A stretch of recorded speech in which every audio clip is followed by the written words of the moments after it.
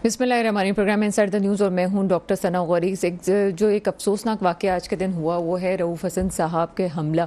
और रऊफ़ हसन साहब पे हमला होना नहीं चाहिए था, सब इसकी मजम्मत करते हैं, हम भी मजम्मत करते हैं। इसमें दो बातें आती हैं कि क्या ये हमला करवाया गया था या वाकई एक आम सी एक बात है जिसको स्ट्रीट क्राइम का नाम देख के साइड में कर दिया जाएगा। और इतने घंटे गुजरने के बाद भी अभी तक ज़िम्मेदारान सामने क्यों नहीं आ सके या उन ज़िम्मेदारान से पूछा क्यों ना गया कि जनाब ये हुआ क्यों था। दूसरी जो आज बात करेंगे वो जवाबबंदी के हवाले से करेंगे। पाकिस्तान में ऐसे बहुत सारे कवानीन हैं जिसको जवाबबंदी पे इस्तेमाल किया जाता है। इज़हार राय का हक सबको है, लेकिन इज़हार राय की किस हद तक इज़हार राय होनी चाहिए। वफाक की सतह पे आपको बहुत से कवानीन नज़र आते हैं, लेकिन साथ ही साथ इसमें हमने देखा कि पंजाब असम्बली में इमरजेंसी में क्यों इतनी जल्दी पड़ गई थी कि एक बिल ऐसा पेश किया गया जिसको हद तक इज़्ज़त 2024 का नाम दिया जा रहा है और वो जल्दबाजी में मंजूर कर लिया गया। किसी बिल के अच्छे या होने पे इस वक्त सवाल नहीं है, वो हम अभी प्रोग्राम में बात करेंगे अपने एक्सपर्ट से। लेकिन यहाँ सवाल ये रेज़ होता है कि तमाम स्टेक होल्डर्स को एतमाद में क्यों ना लिया गया और इस तरह से आगे चीज़ें क्यों ना की गई। एक और बात जो आज प्रोग्राम में डिस्कस करेंगे वो मिसिंग पर्सन के हवाले से है। और मिसिंग पर्सन में इंपॉर्टेंट क्वेश्चन ये है कि मिसिंग पर्सन का होना ना होना, इससे बड़ा सवाल ये बनता है कि जब कोई भी पार्टी, चाहे वो पीपल्स पार्टी हो चाहे वो नून लीग हो, जब वो इक़्तिदार में होती है तो मिसिंग पर्सन के हवाले से उनका कोई और पॉइंट ऑफ व्यू होता है, और जैसे वो इक़्तिदार में नहीं होते मिसिंग पर्सन के हवाले से उनका कोई और पॉइंट ऑफ व्यू है। इन तमाम मौज़ूआत पे बात करेंगे। मेरे साथ इस वक्त प्रोग्राम में मौजूद हैं जनाब इकबाल सांद साहब, पीपल्स पार्टी से आपका ताल्लुक है, और साथ ही साथ मुझे ज्वाइन करेंगे प्रोफेसर तौसीफ अहमद खान साहब, आप तज्ज़ियाकार हैं, और हमें ज्वाइन करेंगे शाहनवाज जुदून साहब, तहरीक इंसाफ से आपका ताल्लुक है। इकबाल सांद साहब, प्रोग्राम में आपको वेलकम करते हैं। जी डॉक्टर साहब, कैसी हैं आप? ठीक हैं अल्हम्दुलिल्लाह। इकबाल साहब, सबसे पहले तो रऊफ़ हसन पे हमले के हवाले से क्या कहेंगे? एक नाखुशगवार वाक़या हुआ और इसमें हम फुटेजेस भी देख रहे हैं। क्या समझते हैं, कोई साजिश हो सकती है, कोई और चीज़ है ऐसी? और इस तरह से चेयरमैन पीटीआई पे हमला होना इस वक्त कैसे ये किया जा सकता है, जबकि इस वक्त सबसे ज़्यादा चेयरमैन पीटीआई मैं उनको कह रही हूँ, रऊफ़ हसन साहब के बयानात इस वक्त जो आ रहे थे वो बहुत ज़्यादा इस तरह से आ रहे थे कि जिसमें खुल के अदलिया के ख़िलाफ़ भी बात की जा रही थी, इदारों के ख़िलाफ़ भी बात की जा रही थी। तो क्या आप ये समझते हैं कि ये लोग जो पीटीआई के अपने चाहने वाले हैं वो समझते हैं कि उसको उनकी सज़ा दी गई है या कोई और मामला हो सकता है? डॉक्टर सना, आपने मेरा मौका लेने के लिए मुझे मौका दिया। लेकिन डॉक्टर सना, जो आज हुआ है वाक़या तहरीक इंसाफ के इंफॉर्मेशन सेक्रेटरी गालिबन रऊफ साहब, उनके हवाले से तो यकीनन एक पॉलिटिकल वर्कर की हैसियत से, एक पॉलिटिकल पार्टी की हैसियत से ऐसे किसी भी किस्म के वाक़े की जो आज रऊफ साहब के साथ हुआ है, इंतहाई उसकी मजम्मत करते हैं और ये मुतालबा भी करते हैं कि इसकी इंक्वायरी भी हो ताकि इसके कारफरमा लोगों तक पहुंचा जा सके कि कौन लोग थे जिन्होंने ये अमल किया। वीडियो जिस तरह की हमने देखी है उससे कहीं भी ये साबित नहीं होता कि रऊफ साहब ने कोई ऐसा अमल किया हो जिसकी वजह से उनके ऊपर ये ब्लेड मारने का जो लायक हुआ है आज ये हुआ है। मैं समझता हूँ कि ये नहीं होना चाहिए था। कौन लोग हैं, इनको कैफरे किरदार तक पहुँचाना चाहिए, इनको तलाश करना चाहिए, क्योंकि अब तो बहुत वाज़ेह है, जिनकी वीडियोज भी मौजूद हैं, तो और भी ज़राए से और भी मालूमात से आप जो है इनकी मालूमात निकाल सकते हैं और उनको सज़ा भी दे सकते हैं। तो आज का प्रोग्राम का जो आपका जो टॉपिक है बड़ा कबील है। दुआ करूँगा ये थोड़े से टाइम में बड़े टॉपिक पर बात हो सके। मुझे लगता नहीं है कि इतने लंबे टॉपिक पर हम इतनी जल्दी इतने बड़े बड़े इशूज़ पर जो है मुकम्मल बात कर पाएंगे। बहरहाल रऊफ साहब के इस मसले पर मैं अपनी पार्टी की तरफ से, अपनी तरफ से पॉलिटिकल वर्कर सर, स्पेशली जो आपसे क्वेश्चन पूछना चाहूँगी कि ये तो रऊफ हसन साहब के हवाले से जो बात थी वो तो ज़रूरी थी, और चाहे वो जितनी में मुखालफत हो जाए, लेकिन ये कि इंसानी हमदर्दी से इनकार नहीं किया जा सकता, इस वजह से ये बात की गई है। स्पेशली जो इस वक्त टॉपिक डिस्कस हो रहा है वो मिसिंग पर्सनस के हवाले से है, जिसमें इदारों का तसादुम हमें बड़े खुल के सामने नज़र आ रहा है। क्या समझते हैं इस वक्त कि क्या ये ठीक है, इस तरह से इदारों का तसादुम जो हमें बहुत खुल के नज़र आ रहा है? ठीक तो बहरहाल नहीं है, लेकिन क्या इस मामले को किसी तरह हल किया जा सकता है, किसी और वे से हल किया जा सकता है? देखिए डॉक्टर सना, इसमें हमें देखना ये पड़ेगा कि जो सूरत हाल अभी बनी है और ये अगर हम मिसिंग पर्सन से बात करें, जब मौजूदा पॉलिटिकल सिनेरियो पे बात करें, हर सूरत में हर हर चीज हर मसले का हल जो है वो बातचीत है। मिसिंग पर्सन के हवाले से लोग अपनी जाती हैसियत पर मिसिंग हो गए हैं। जहाँ भी पता चलता है बलूचिस्तान के हवाले से कुछ लोग ईरान चले जाते हैं, कुछ पहाड़ों में चले जाते हैं, कुछ गायब हो जाते हैं। तो इससे एक मिला जुला एक इशू है, ठीक है ना। लेकिन अगर हम, क्योंकि बलूचिस्तान के लोग, जो माजी में भी होता रहा है कि लोगों ने बातचीत के जरिए हुकूमतों के साथ बातचीत की, उसके मुताबिक उन्होंने हथियार भी डाले और वो एक वफाक में जो है रजीम में शामिल भी हुए। अच्छा, अब ये जो सूरत हाल अभी बनी है, जो सियासी सूरत हाल जिसको हम कह सकते हैं, इसमें इदारों में टकराव की सूरत हाल हमें नजर आती है। तो ये सारी सूरत हाल का जो हल है ना डॉक्टर सना, ये बातचीत है। एक दूसरे को बर्दाश्त करना है। अदम बर्दाश्त हमारे माशरे में हर शोबे में खत्म हो चुका है। अदम बर्दाश्त जो है वो इन चीजों को जन्म देता है। अदम बर्दाश्त ही की वजह से लोग बागी होते हैं। अदम बर्दाश्त ही की वजह से जिनके हाथ में ताकत होती है वो ताकत का इस्तेमाल करते हैं। अदम बर्दाश्त ही की वजह से लोग एक दूसरे के इतने शदीद मुखालिफ हो जाते हैं कि उनको मारने मरने तक की बातें करनी पड़ जाती हैं। तो असल मसला जो है ना, ये छोटी बातें हैं। ये सारी बातें वहां जाके हल होती हैं जब आप एक टेबल पर बैठकर एक दूसरे की बात को सुनते हैं, दलाइल के साथ एक दूसरे की बात को एग्री करते हैं, उसमें नफा नुकसान से बलाए ताक होकर मुल्क की सलामती के लिए, मुल्क की बका के लिए आगे बढ़ने की बात करते हैं। बहुत माजरत के साथ, ना आज इदारों में इतना हौसला नजर आता है, ना हमें अदलिया में इतना हौसला नजर आता है, ना पॉलिटिकल पार्टीज में इतना हौसला नजर आता है कि एक दूसरे के साथ बैठकर, क्योंकि ये टकराव जो है ये पाकिस्तान का हौसला नहीं है। ये टकराव बहुत पुराना है डॉक्टर सना। ये टकराव हमें इस मैच पर लेकर आ गया जहां आज हम मौजूद हैं। तो ये टकराव जो है इसको खत्म करने के लिए बहुत बड़े दिल, बहुत बड़े हौसले के साथ हमें एक दूसरे को बर्दाश्त करके इस मुल्क की सलामती के लिए, बका के लिए, इसकी तरक्की कामयाबी के लिए हमें आगे बढ़ना होगा। यहाँ तो एक दूसरे से हाथ मिलाने के लिए तैयार नहीं है। यहाँ लोग तो मौका तलाश करते हैं कि जी मुझे मौका मिलेगा तो मैं फलां को फांसी में चढ़ा दूं, उसको जेल में बंद कर दूं, मुझे मौका मिले तो मैं उसके कमरे से इससे निकाल दूं, मेरा बस चले तो मैं इतने लोगों को फांसी चढ़ा दूं। तो ये वाली जो सूरत हाल हमारे मुल्क में सियासी एतबार से डेवलप हो चुकी है, ये अल्लाह जाने ये कहाँ जाकर रुकेगी। इसको रुक जाना चाहिए। हमारे मुल्क के लिए, आपके मेरे बच्चों के मुस्तकबिल के लिए बहुत जरूरी है कि हम इस बात पर ज्यादा ध्यान दें कि खुदारा चाहे वो सियासी इख्तलाफ हो, चाहे वो इदाराई इख्तलाफ हो। देखिए आज पंजाब में एक बिल पास हुआ, उस बिल में तस्वीर नूर की बात अगर सुने तो वो इसको डिफेंड करते हुए नजर आएगी। पीपल्स पार्टी की बात करें तो पीपल्स पार्टी कहेगी कि इस किस्म का कोई बिल फेडरल में आएगा तो हम क्लियरली अपने जो ना पोजीशन को वाजे करेंगे। तो ये सारी सूरत हाल, अब यहाँ पर सहाफती तंजीमों के हवाले से भी बातचीत आ रही है। यहाँ 2 तरामीम उनके कहने पर भी किए गए हैं। तो मुझे तो अजीब सी सूरत हाल पाकिस्तान में बनती नजर आ रही है। और किसी तरह से भी ये पाकिस्तान के सियासी माहौल के लिए, पाकिस्तान की स्टेबिलिटी के लिए, पाकिस्तान की मईशत के लिए, पाकिस्तान की तरक्की के लिए, किसी चीज़ के लिए बेहतर नहीं है। अच्छा सर, स्पेशली आपसे ये सवाल है क्योंकि सिंध गवर्नमेंट पीपल्स पार्टी के पास है इस वक्त। आपने बात की कौम के मुस्तकबिल के लिए और नौजवानों की बात की, और यकीनन अगर आपका जो अभी लीडर हैं वो भी एक नौजवान हैं, सिंध में जो अभी तालीम की सूरत हाल है, स्पेशली कराची में अभी कुछ अरसे से जो हम मामला देख रहे हैं, क्या इस पे कोई पीपल्स पार्टी की कमेटी का इजलास कोई हुआ है, कोई आपस में कोई बात हुई है, क्या गवर्नमेंट लेवल पे इस पर डिस्कशन हुआ है कि जिस तरह से नकल का सिलसिला है या जिस तरह से 11वीं 12वीं का इम्तहानात हुए, क्या आगे कोई बेहतरी की उम्मीद है इस हवाले से? देखिए, अगर मैं ये कहूँ कि जनाब सब कुछ बहुत अच्छा है तो शायद ये बात गलत होगी, लेकिन अगर मैं कहूँगा सब कुछ बहुत खराब है तो ये बात भी दुरुस्त नहीं है। तो यकीनन बेहतरी हो रही है, स्पेशली एजुकेशन के डिपार्टमेंट में। माजी में जितनी भी अभी भर्तियाँ हुई हैं लास्ट गवर्नमेंट में, वो यकीनन आप बिलीव करें सब मेरिट पर हुई हैं। उसमें कराची के लोग हों, हैदराबाद के हों, मीरपुर खास के हों, नवाबशाह के हों, इंटीरियर सिंध में कहीं कर जितने भी असातिज़ा भर्ती किए गए हैं वो सब मेरिट पे किए गए। सिंध गवर्नमेंट जो है कोई ऐसे सरकारी स्कूल जो शहरी इलाकों में, जो क्योंकि इतना बड़ा शहर कराची है कि जहाँ पर कोई प्राइवेट इदारे सरकारी स्कूल्स को अडॉप्ट करना चाहते हैं, उसके लिए भी एक पॉलिसी मुरतब की गई है। उस पॉलिसी के तहत उन स्कूलों को अपग्रेड किया जा सकता है।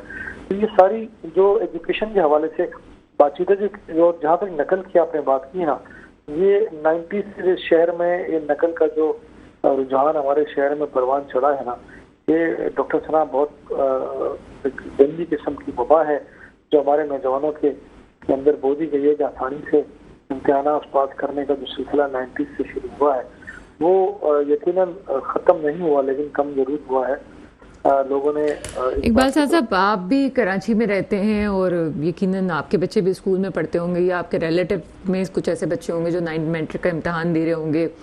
ये ऑन रिकॉर्ड है कि दफ़ा 144 नाफिज हो चुकी है, लेकिन सेंटर पे कहीं पुलिस ऑफिसर्स मौजूद हैं नहीं, कहीं अमला मौजूद नहीं है, कहीं जो है वो आपको एक आध पुलिस जो है वो कांस्टेबल आपको बाइक पे नज़र आ जाता है।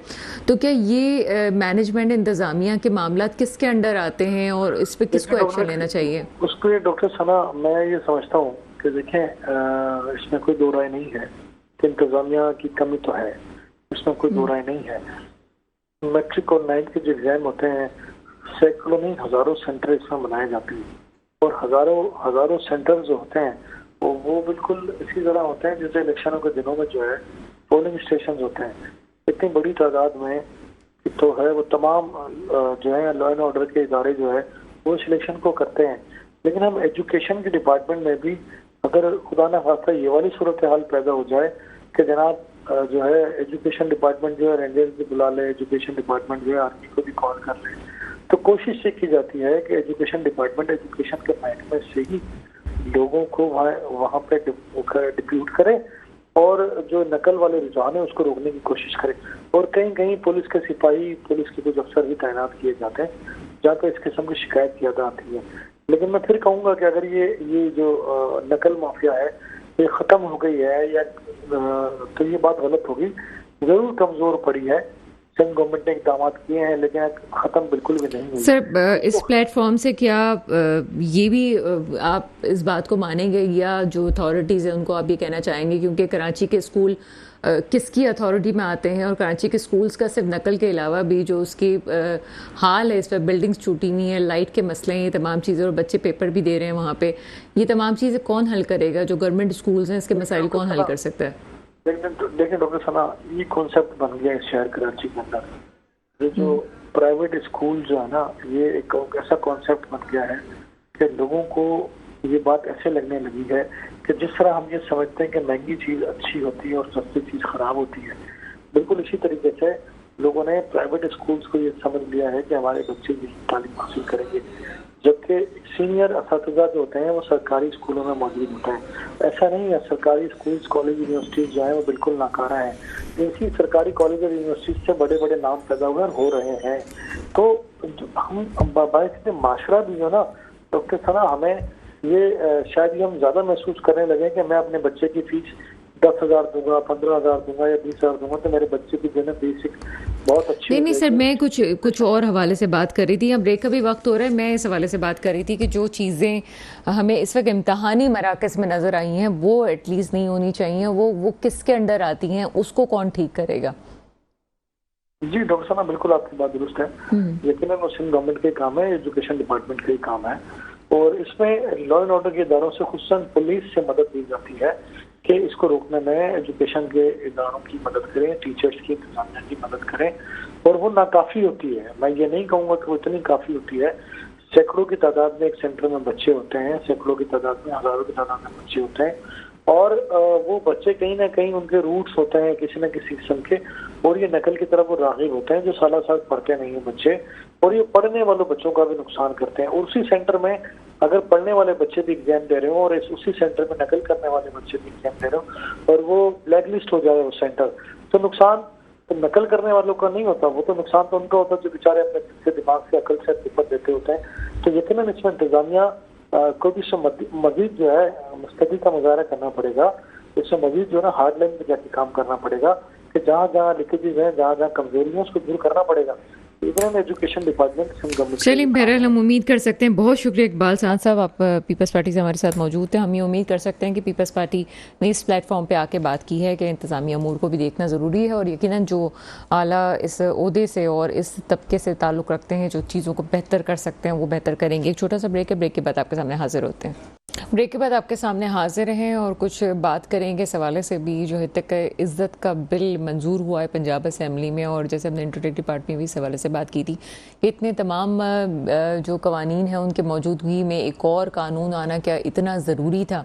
और जब वफाकी सतह पर इस हवाले से बात हो रही है, कवानीन मुरतब हैं, तो पंजाब में क्या ज़रूरत थी कि इस किस्म का बिल लाया जाता है। और हम ख़ास तौर पर माहिरीन से अगर बात करें तो ज़्यादा बेहतर डॉक्टर प्रोफेसर तौसीफ अहमद खान साहब मेरे साथ मौजूद हैं। सर, प्रोग्राम में आपको वेलकम करते हैं। जी आदाब। जी सर, ये आज बिल के हवाले से बात हो रही है, काफ़ी इस पे एतराज़ात भी उठे हैं, लेकिन मेरा एक एतराज़ ये है एक स्टूडेंट की हैसियत से कि इतने तमाम बिलों के बावजूद जो कि मौजूद हैं यहाँ पे, हत्ता कि इज़्ज़त का एक और बिल मंजूर होना और तमाम स्टेक होल्डर्स को उस पर लूप में ना लेना, क्या इतना ज़रूरी था इस वक्त? देखिए, ये जो लोग हमारे यहाँ सियासतदानों के साथ बड़ा मसला ये है कि जब वो बरसर इक़्तिदार आ जाते हैं तो समझते हैं कि क़यामत तक रहेंगे, तो वो ब्यूरोक्रेसी को इख्तियार दे देते हैं कि ऐसे कवानीन बनाएं जो उनके इक़्तिदार को तवील कर दे। तो ये ब्यूरोक्रेसी का बनाया हुआ कानून है जिसमें बड़ी खूबसूरती से अल्फाज के हेर फेर करके मीडिया को रेगुलेट करने की कोशिश की गई है, और जिसके अंदर जो तशरीह है उसके अंदर भी मिलावट की गई है। मजाक उड़ाने को और तज़ीक करने को भी डिफॉर्मेशन में शामिल कर लिया गया। अब ये मजाज हुकाम की मर्जी है कि मजाक उड़ाने वाली बात को या तफरीह वाली बात को या मज़ाहिया किसी आइटम को वो किस पैराए पे देखते हैं। तो एक तो ये बड़ा मुश्किल मामला हो गया है क्योंकि फैसला हुकूमत। तो सर, ये डेफिनेशन कौन करेगा कि क्या मजाक है और क्या तफरीह है, और इसमें कैसे जाएगा? अगर सर, एक छोटी सी बात है, क्योंकि आपका ताल्लुक है, आप पढ़ाते हैं इसी फील्ड से, तो इंफोटेनमेंट का जो शोबा जब पाकिस्तान में इलेक्ट्रॉनिक मीडिया का उरूज पे आया था, तो फिर क्या वो किस तनाजुर में जाता है? क्या वो भी फिर इस तनाजुर में अगर देखा जाएगा तो वहाँ पे ये वो भी इस तनाजुर में देखा जाएगा। और वही जो आपने डॉक्टर साहबा बात की है कि इसका फैसला ब्यूरोक्रेसी करेगी कि किसी जुमले को, किसी खबर को, किसी ड्रामे के डायलॉग से किसी की तज़हीक की गई है या उसका मजाक उड़ाया गया, तो ये इख्तियार उनके पास चला जाएगा जो सजा देंगे। और फिर जो ट्रिब्यूनल बनाया गया है उसमें तो हुकूमत की इजाज़तदारी है, हुकूमत तायुन करेगी जजों के नामों का, यानी चीफ जस्टिस नाम भेजेंगे मगर उनके बारे में हतमी फैसला जो है हुकूमत करेगी। फिर उनकी तनख्वाहें मराहत भी हुकूमत तय करेगी, फिर उनकी कारकर्दगी की निगरानी भी करेगी। तो ये बात बिल्कुल सही है CPNE की कि एक पैरेलल जुडिशियल सिस्टम के तहत, अदालती निज़ाम के तहत मीडिया को रेगुलेट करने की कोशिश की जा रही है। 2002 का जो हितक इज़्ज़त का कानून है, वो कानून में कोई बुराई नहीं है, उसमें सारा मसला देर लगने का है कि उसमें अदालती निज़ाम में देर लगती है। अगर वो देर लगने को आसान कर दिया जाए तो वो कानून बहुत मैसर है, वो वही है जो दुनिया में है। फिर एक फैसला सुप्रीम कोर्ट ने दे दिया था कि हितक इज़्ज़त के मुकदमात एडिशनल डिस्ट्रिक्ट जज के पास चलेंगे तो वहाँ बड़ी देर लगती है। तो वो ये कानून तो हो सकता है कि भाई हाई कोर्ट में मुकदमात चलेंगे और चीफ जस्टिस खुद ही फैसला करेंगे कि कौन जज जो है समाप्त करे, बजाय इसके कि हुकूमत कोई जजों में एक जज को लेके ट्रिब्यूनल बनाए। बेंच भी तो बन सकती है जैसा कि बनती है उमूमन हाई कोर्ट में। ये होता है कि चीफ जस्टिस जानते हैं कि कौन सा जज जो है क्रिमिनल जो लॉज हैं उनका माहिर है, कौन सा सिविल लॉज का है, कौन सा कंपनी लॉज का है, कौन सा एस्टेब्लिशमेंट के मुकदमात देखता है। तो वो खुद उसको वो ऐसे मुकदमात उन्हें भेजते रहते हैं। तो यहाँ पे भी ये हो सकता है कि जो मीडिया लॉज में एक्सपर्ट हों हमारे यहाँ काबिल जज, तो चीफ जस्टिस खुद उन्हें भेज दें, बजाय इसके कि आप ट्रिब्यूनल बनाएं और उनकी निगरानी करें और खुद उनका नोटिफिकेशन करें। तो इसका मतलब ये कि आप अपनी मर्जी के फैसले कराना चाह रहे हैं। तो जाहिर ये जितना मैं समझूंगी सर, मुझे तो करेक्ट कर दीजिएगा, तो फिर तो इस तनाजुर में, जिस तनाजुर में आप बता रहे हैं, तो सीक्रेट एक्ट बिल में की जिस तरह से मुखालफत करे इंसानी हकूक के हवाले से कि अगर हम देखें तो ये तो उसका कोई छोटा भाई टाइप की एक आपने मतलब हुकूमत ने चीज़ निकाल दी है कि अपनी मर्जी से ही आप कर लें और अपनी मर्जी से ब्यूरोक्रेसी करें और 6 महीने में जी सजा दे के साइड में कर दिया जाए। साइड में कर दिया जाए। मेरे सामने असल में कानून का मसौदा है, असल में उसमें पढ़ के सुना रहा हूँ जी सर, कि किस तरह हेरा फेरी की ब्यूरोक्रेसी ने, कि किस तरह इंटरप्रिटेशन ऐसी हो कि जिस मवाद के खिलाफ खा वो किसी भी मीडियम पे आया हो, अगर हुकूमत ये समझे कि उनके खिलाफ है तो इस कानून के तहत उनके खिलाफ कार्रवाई करे और 3 करोड़ रुपए तक के जुर्माने का इख्तियार है। ये जो है ये हाईएस्ट है। एक बड़ा मशहूर मुकदमा है शेख रशीद वर्सेस नवाए वक्त 90 की दिहाई का, उसमें सुप्रीम कोर्ट ने फैसला दिया है कि हितक इज्जत के मुकदमात को किसी सूरत मालियाती मफाद के लिए इस्तेमाल नहीं किया जाएगा। ये उसकी भी वो है, उसकी नफी है उसकी उस फैसले की। तो ये बिल्कुल हमारी सहाफती तंजीमें और ह्यूमन राइट्स कमीशन का मौक़िफ़ सही है कि ये ड्रीकोला का कानून है और पूरे मुल्क में जो सिविलियन की स्पेस कम होती जा रही है ये उसकी वाज़ेह मिसाल है। तो सर ये सिविलियन के लिए स्पेस कम करने में कुछ हमारे अपने सिविलियंस का भी तो हाथ रहा है। जब सीक्रेट एक्ट बिल पे हमने बढ़ चढ़ के तकरीरें भी की और जबकि ये सब को अंदाज़ा था कि ये तो रस्सा किसी एक के गले पे नहीं आएगा, ये तमाम लोगों के गले पे रस्सा कस दिया जाएगा वक्त आने के साथ साथ, फिर भी हम साथ दे देते हैं ऐसे कवानीन का अपने वक्त में। जी, ये भूल जाते हैं पीका एक्ट जब बना था तो मुस्लिम लीग की हुकूमत थी, मगर उसका इस्तेमाल ज्यादा इमरान खान के दौर में हुआ। तो सारी मुस्लिम लीग की क़यादत उसकी मजम्मत करती थी। तो हमारे दोस्त मजहर अब्बास ने कहा था कि अरे जब कानून बना रहे थे उस वक्त देख लेते, तो उसी वक्त वो सही हो जाता। तो उस वक्त तो वो क्योंकि नशे में होते हैं इक़्तिदार के, तो वो देखते नहीं है। बाद में जब उनके खिलाफ इस्तेमाल होता है, जब हुकूमत में नहीं होते तो रोते पीटते हैं। तो अब भी बदकिस्मती से मुस्लिम लीग की क़यादत ने सबक ही नहीं सीखा कि ये पीका एक्ट की तरह दूसरा कानून बनाने जा रही है जो अल्टीमेट उन्हीं के खिलाफ इस्तेमाल होगा। तो ये क्योंकि हर एक को इक़्तिदार में नहीं रहना ज्यादा अरसे, इक़्तिदार तो आनी जानी चीजें, तो ये फिर मुश्किल में जाएंगे।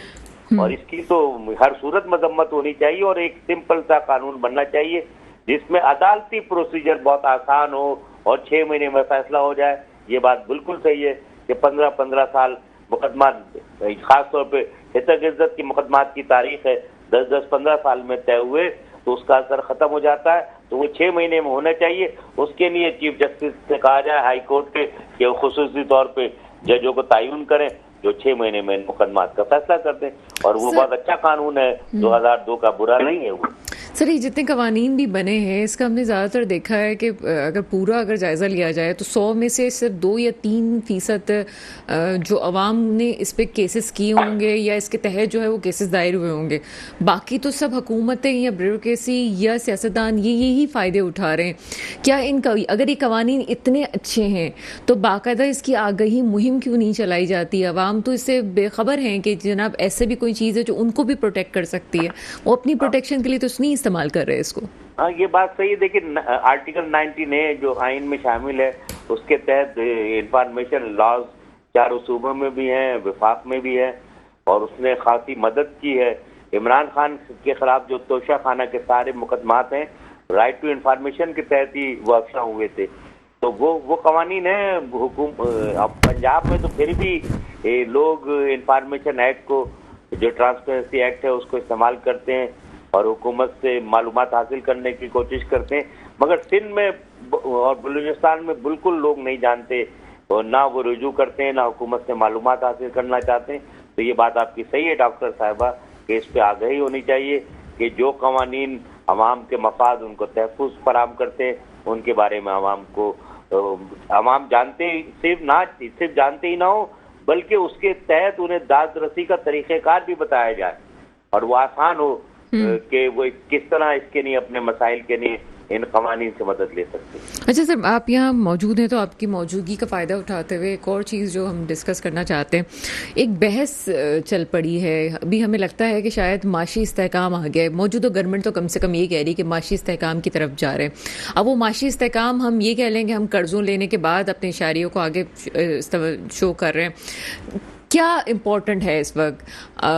क्या सियासी इस्तेहकाम के बगैर माशी इस्तेहकाम आ सकता है? और अगर हम ये सुन रहे हैं कि माशी इस्तेहकाम आ गया है तो क्या ये मुमकिन है कि आ सके? क्योंकि सियासी इस्तेहकाम तो 8 फरवरी के बाद से अभी तक हमें नहीं नज़र आ रहा। देखिए ये बात बिल्कुल सही है, सियासी इस्तेहकाम नहीं होगा, मुल्क में सूरत-हाल नॉर्मल नहीं होगी, मुल्क के पड़ोसी ममालिक से ताल्लुकात अच्छे नहीं होंगे, उस वक्त तक माशी इस्तेहकाम नहीं होगा। तो हुकूमत कितने ही दावे करे, मगर आज ही अखबारात में खबर है कि हुकूमत फिर तैयारी कर रही है बजट से पहले बिजली के नर्ख बढ़ाने के लिए। तो जब बिजली की कीमतें बढ़ती हैं तो सारी मईशत जो है वो तहस नहस हो जाती है। जब पेट्रोल की कीमत बढ़ती है तो सारी मईशत तहस नहस हो जाती है। गैस की कीमत जब बढ़ती है तो सब कुछ तबाह हो जाता है। उसके बाद ना एक्सपोर्ट होती है, ना लोगों को रोजगार मिलता है, ना घरों में चूल्हा जलता है। तो सारी फिगर्स बेकार हो जाती है।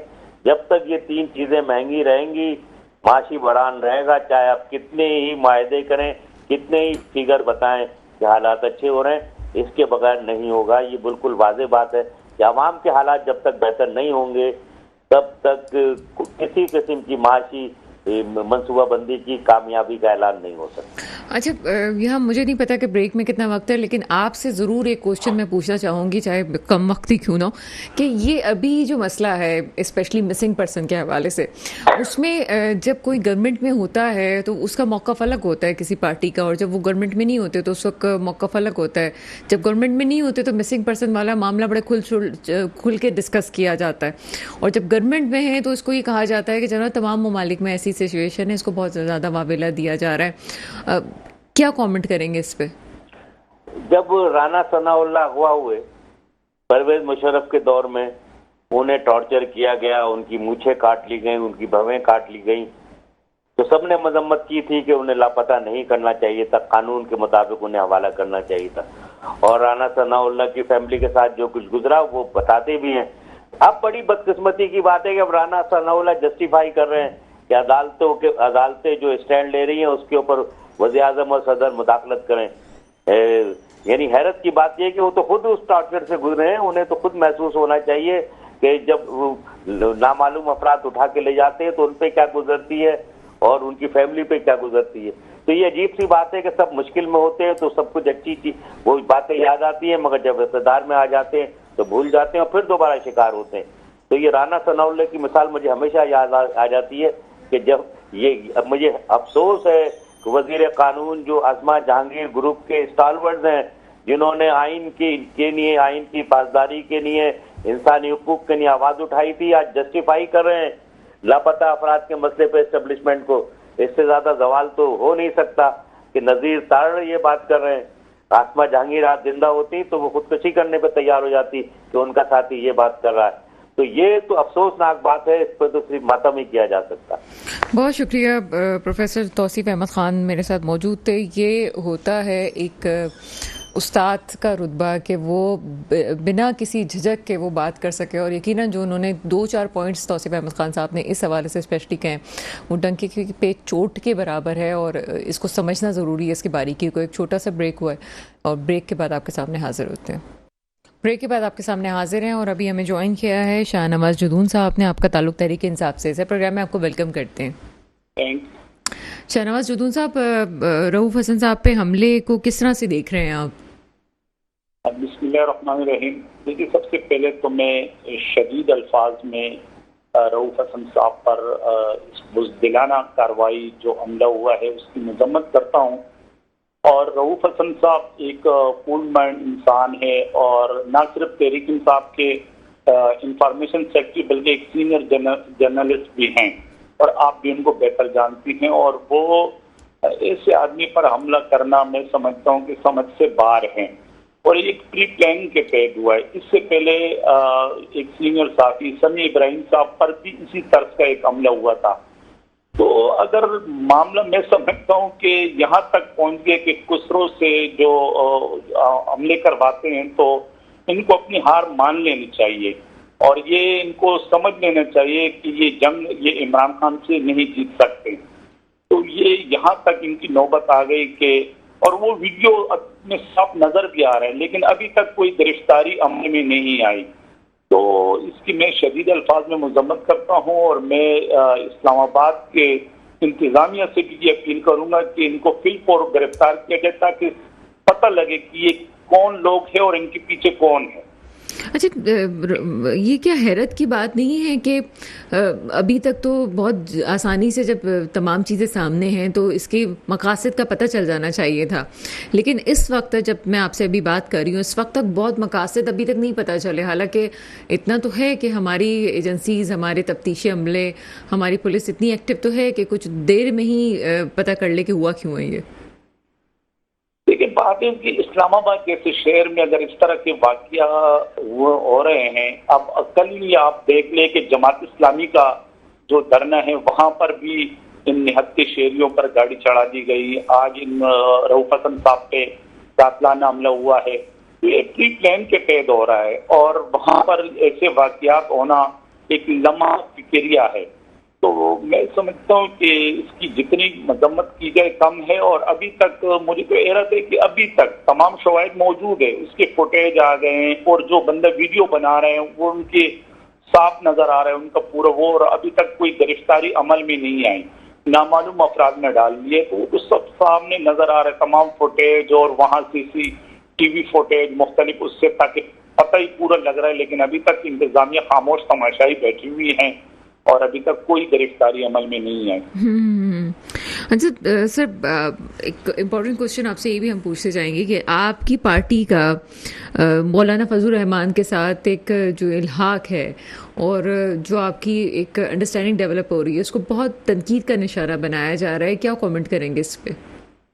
देखिए, बात है कि मौलाना फजल रहमान से तो अभी हमारी बातचीत चल रही है, लेकिन हमने कहा है कि हम हर उस बंदे के साथ बैठने के लिए तैयार हैं जो 8 फरवरी को इलेक्शन हुआ है और जो मैंडेट चोरी किया गया और जो हमारा मौक़िफ़ है कि अगर हमारे इस मौक़िफ़ पे जो भी खड़ा होगा तो हम उनके साथ बैठने के लिए तैयार हैं। देखिए, इससे पहले महमूद खान अचकज़ई से हमारे बहुत से इख्तिलाफात थे, कोई ज़ाती इख्तिलाफात तो नहीं थे, लेकिन हमारे कोई नजरियाती और वो इख्तिलाफात मौलाना फजल रहमान के साथ भी, महमूद खान अचकज़ई के साथ, इवन के जब हमारे खिलाफ अदम एतमाद की तहरीक आई तो उसमें अताउल्ला मेंगल के, अख्तर मेंगल की पार्टी और मौलाना फजल रहमान वाले थे और उन्होंने साथ दिया था और उन्होंने मान भी लिया कि हमने किन के कहने पर ये अदम एतमाद में साथ दिया। तो हम तो मुल्क की खातिर और मुल्क की बेहतरी की खातिर और जो हमारे मैंडेट चुराया गया है उस पर हमारे के साथ बैठने के लिए तैयार है। खान साहब ने भी कहा था कि 3 पार्टियां उन्होंने आइडेंटिफाई करवाई थी कि पीपल्स पार्टी, मुस्लिम लीग नून और MQM, जिन्होंने हमारे मैंडेट पे डाका डाला है, इनके साथ किसी सूरत हम बैठने के लिए तैयार नहीं है, ना हम इनके साथ बैठेंगे। बाकी तमाम पार्टियां हैं, जमात इस्लामी हैं, उनके साथ हमारी बातचीत चल रही है, मौलाना फजल रहमान साहब के साथ और अख्तर मेंगल और दूसरी पार्टियां जो भी है, हम उनके साथ बैठने के लिए तैयार हैं कि मुल्क में ताकि जमहूरी उसके लिए हम बिल्कुल उनके साथ बैठने के लिए तैयार हैं। अच्छा, शाहनवाज जदून साहब, प्रोग्राम का वक्त कम रह गया लेकिन एक प्रोग्राम में अवेयरनेस के लिए हम एक सिलसिला करते हैं, कराची के हवाले से ज़रूर बात करते हैं। इस वक्त जो कराची का सबसे बड़ा इशू है वो एजुकेशन है और हम देख रहे हैं कि बड़ी बदनस्बी की सूरत हाल है और वहाँ जो बच्चे पेपर्स दे रहे हैं उनको भी मसाइल हैं, फिर जब इम्तहान दे देते हैं तो फिर उसके बाद एक और मसाइल का पलंदा खुल जाता है। इसको मामले को किस तरह से देखते हैं, कराची के इशूज़ को कैसे सॉल्व किया जाएगा? देखिए, बात है ना कि कराची के साथ हर मसले में सुतेली माँ वाला सलूक हो रहा है। यानी कराची के, चाहे आप लोड शेडिंग देख ले, सबसे ज्यादा कराची में पानी का मसला, सीवरेज का मसला, अमन अमान का मसला और एजुकेशन का खासकर बहुत बड़ा मसला। अब मैं कल की एक बात बता दूं कि मैं यहाँ अपने ऑफिस में बैठा हुआ था, मेरे पास एक बंदा आया, मैंने उनसे पूछा कि आप कहाँ जा रहे हैं, तो उन्होंने कहा मैं ज़ियाउद्दीन बोर्ड जा रहा हूँ। मैंने कहा क्यों, खैरियत? तो कह रहे कि मेरी बेटी ने पेपर दिए एंटर के और जिन सब्जेक्ट में उन्होंने पेपर दिए तो उन्होंने हमें कहा कि 2 सब्जेक्ट उन्होंने ऐसे बताए कि जो मेरी बेटी ने दिए नहीं वो पेपर, उन्होंने कहा कि आपकी बेटी इस सब्जेक्ट में फेल हो चुकी है। तो इसलिए मैं उनके पास जा रहा हूँ। मैंने पहले उनसे रिक्वेस्ट की थी कि भाई ये मार्कशीट है और ये मेरे बेटी के ये पेपर थे ही नहीं। तो कराची के साथ तो जुल्म हो रहा है और आप ये देख ले कि जो भी CSS के एग्जाम हो रहे हैं कराची को नजरअंदाज किया जा रहा है। अगर कराची का डोमिसाइल किसी के पास है तो वो CSS के एग्जाम में उनको फेल कर दिया जाता है। तो हम समझते हैं कि कराची जो सबसे ज्यादा रेवेन्यू देने वाले शहर है, लेकिन अफसोस कि आज हर मसले में कराची सफर कर रहा है, चाहे वो एजुकेशन है, चाहे वो हेल्थ है, या चाहे वो अमन अमान का मसला है, हर मसले में कराची सफर कर रहा है। बहुत शुक्रिया शाहनवाज जुदून साहब तहरीक इंसाफ से मेरे साथ मौजूद थे। यहाँ प्रॉब्लम ये है कि इन तमाम लीडरान की जब मैं बात सुनती हूँ, स्पेशली इकबाल साहब से भी बात हुई, पीपल्स पार्टी की वो नुमाइंदगी कर रहे थे, तो आसिफ अहमद खान साहब से बात हुई, शाहनवाज जुदून साहब से बात हुई, हर कोई पॉजिटिव बात ज़रूर कर रहा होता है कि चीज़ें बेहतर होनी चाहिए, लेकिन क्या कोई अपने इक़्तिदार में जब वो हुकूमत में होते हैं तो चीज़ें के बेहतर करने की उस वक्त कोशिश की है। मैं कराची के मामले को हर गेस्ट से क्यों बार बार डिस्कस कर रही हूँ और क्यों ज़रूरत पड़ गई कि मुझे इस वक्त इसको डिस्कस करना पड़ रहा है। शायद बहुत सारे चैनल्स में इसको हॉट इशू ना बनाया जा रहा हो, नहीं बात की जा रही हो, लेकिन कराची के जो हालात हैं इस वक्त ये पूरे पाकिस्तान में आपको कहीं नहीं मिलेंगे। यहाँ लॉ एंड ऑर्डर की सिचुएशन ले लें या महंगाई का हाल देख लें, यहाँ पे जो 10 से 15 साल के बच्चों के हाथ में गन आ गई है और जो कि चोरी और डकैती करते हुए हाथ कपकपा रहे होते हैं। फिर यहाँ पे आप बच्चों के एजुकेशन का हाल देख लें, यहाँ के मुस्तकबिल के साथ हो क्या रहा है। ये भी सोचना ज़रूरी है कि यहाँ पे वो आपका सिटी जिसमें तमाम ज़ुबानें रहती हैं, अगर वहाँ पे एक भी चिंगारी होती है तो पूरे पाकिस्तान में क्या हाल होगा। दुआ वही है जो हमेशा होती है, मेरे मुल्क पे वो हुक्मरान आए जो वाकई मेरे मुल्क के मुस्तकबिल की हिफाजत करें। इसके साथ ही प्रोग्राम का वक्त ख़त्म होता है, मुझे इजाज़त दीजिएगा। खुदा हाफिज़।